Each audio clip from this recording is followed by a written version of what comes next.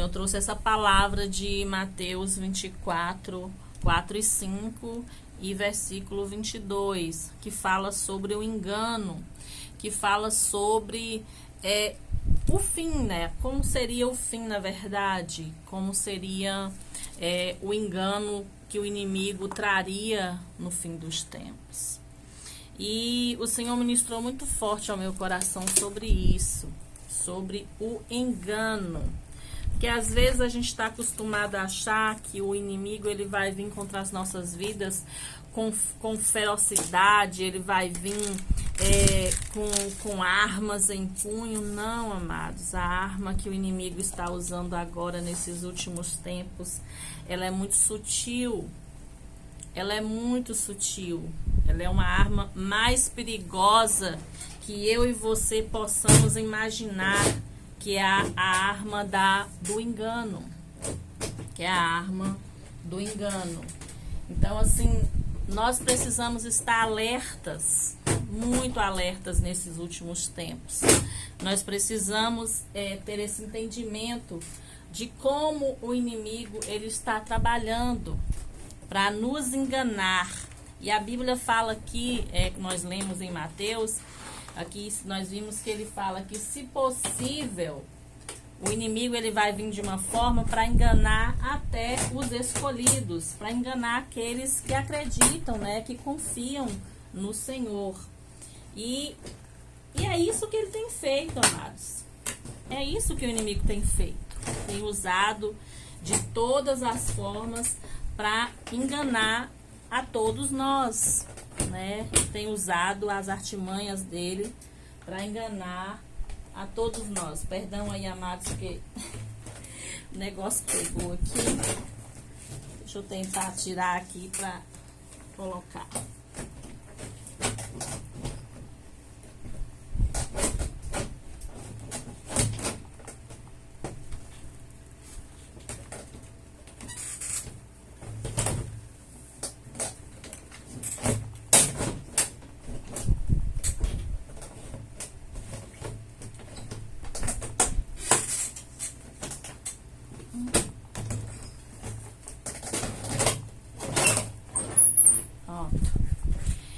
Então aqui o inimigo ele vai tentar de todas as formas, amados, nos enganar. Ele vai tentar usar de todas as formas para nos abater, para que nós sejamos enganados por ele.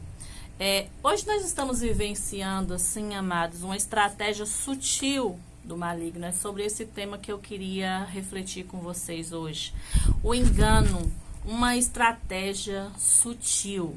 Porque é isso que está acontecendo. O inimigo ele tem usado de sutileza. O que é sutileza, irmã Leile? Sutileza é uma maneira de se falar mansa, suave. É assim, é tão pequeno que parece impalpável, sabe? É difícil até de pegar.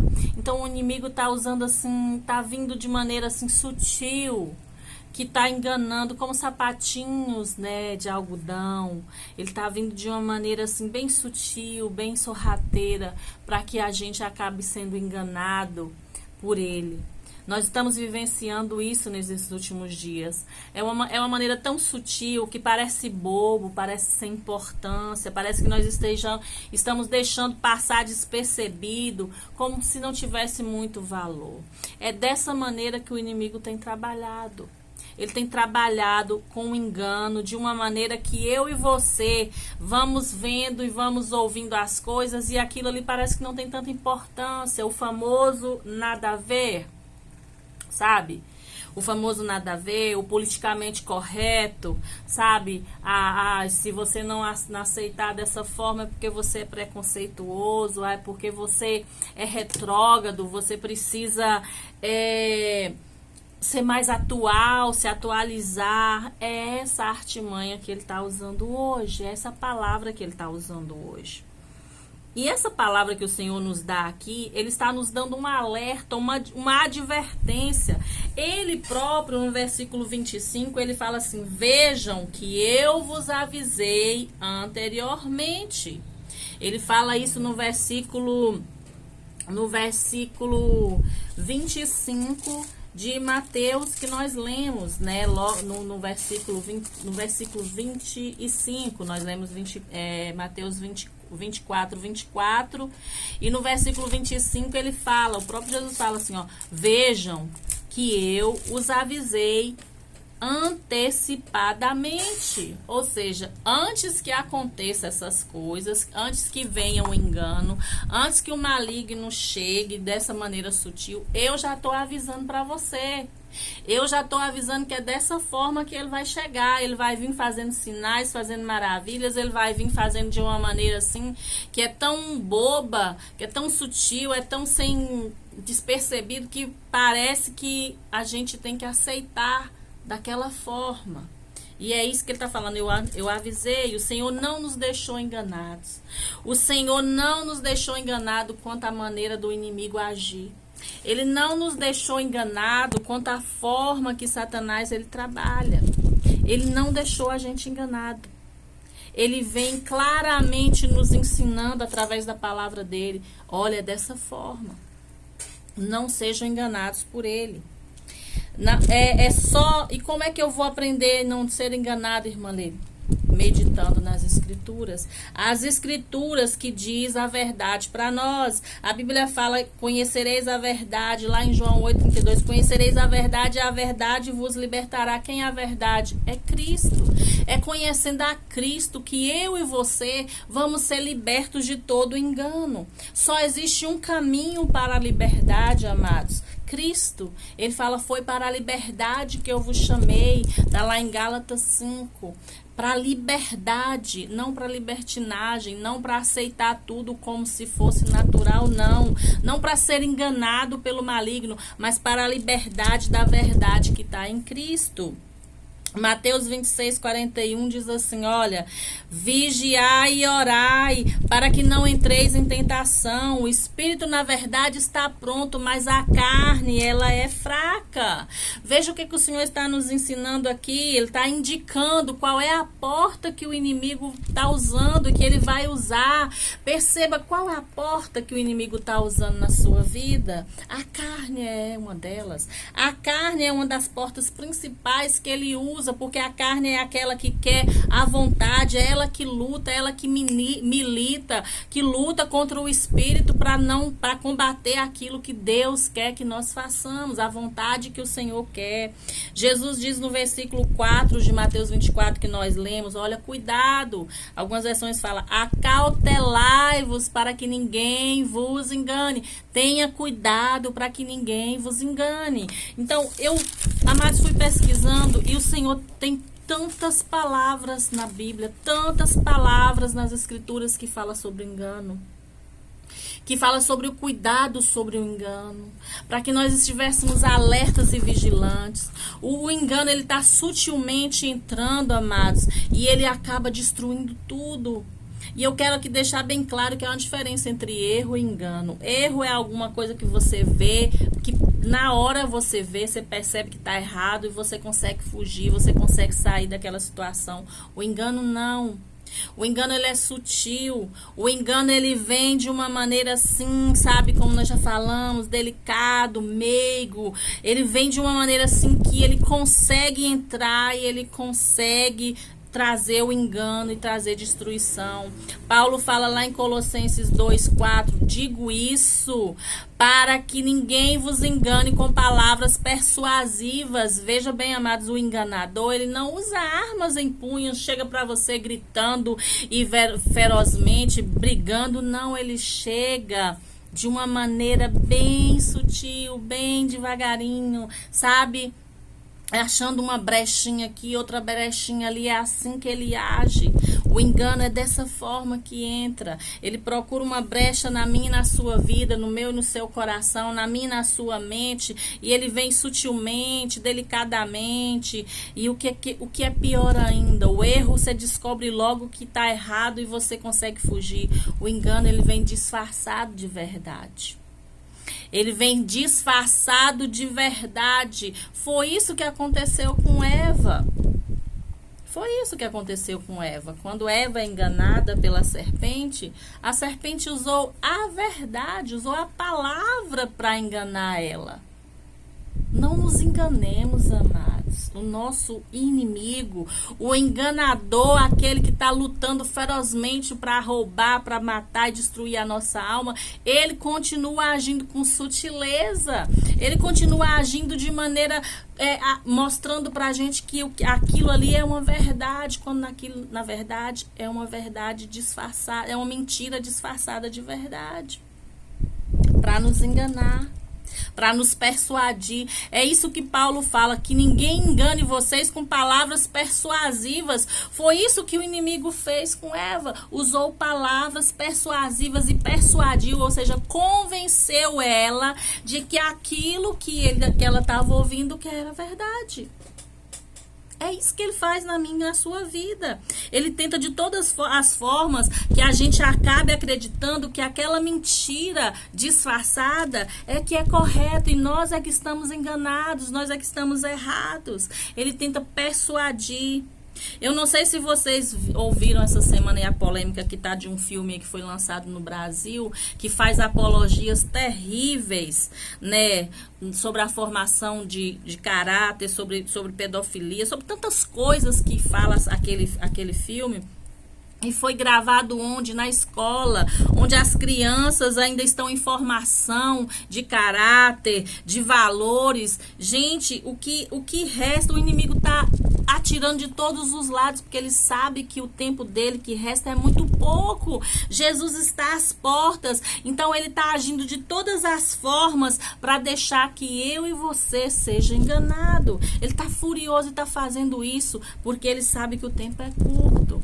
Então, o que acontece? Ele usa pessoas, ele usa palavras, ele usa ações, ele usa movimentos para mostrar, para fazer com que eu e você acreditemos que nós somos retrógrados, que os valores e os costumes que nós temos são preconceituosos. Então, ele usa de tudo para enganar a gente, para engodar a gente, para a gente acreditar que não, que eu tenho que aceitar o pecado como certo.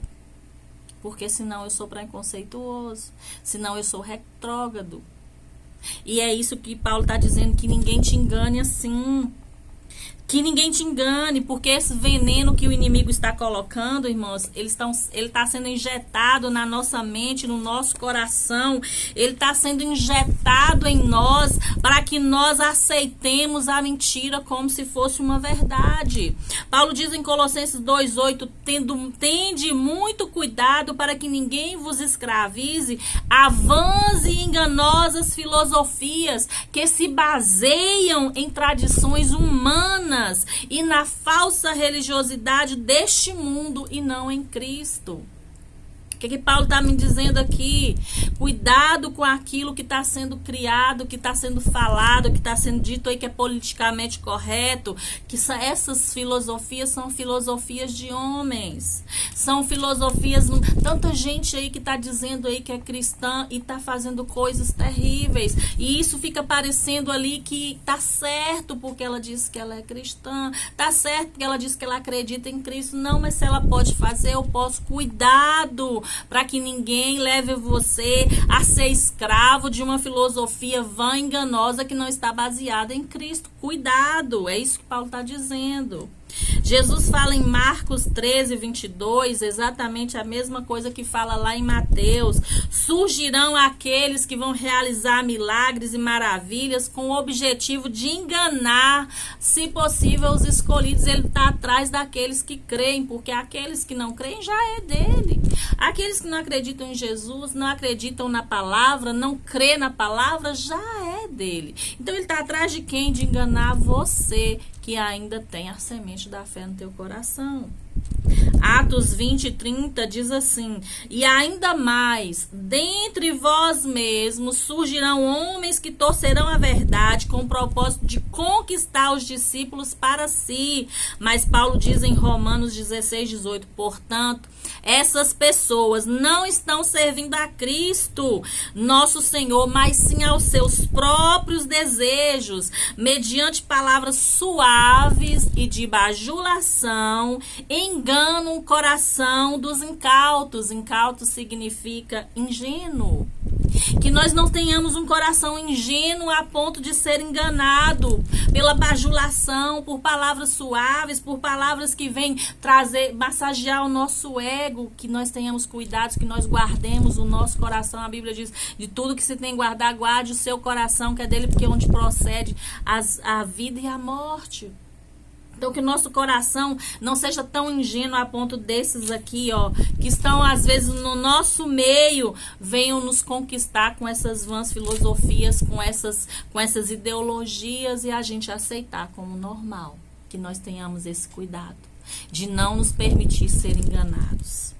Paulo escreve várias advertências, amados. Eu amo ler as cartas de Paulo, porque Paulo bate, mas bate, sabe, com vontade. Paulo, depois que ele encontrou a Jesus, que ele teve um encontro real com Jesus, ele se preocupava em o povo se tornar infiel. E ele demonstra essa preocupação lá em 2 Coríntios 11, versículo 3, ele fala bem assim: o que receio e quero evitar é que assim como a serpente enganou Eva com a sua astúcia, a mente de vocês seja corrompida e se desvie da sua sincera e pura devoção a Cristo.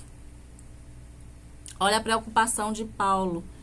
Cuidado, o que eu tenho receio, o que eu tenho medo e que eu quero evitar que aconteça na sua vida é que assim como a serpente enganou Eva com astúcia, ela venha corromper você, corromper seu coração, corromper sua mente e fazer com que você perca a sua sinceridade, seu amor e a sua devoção pura a Cristo.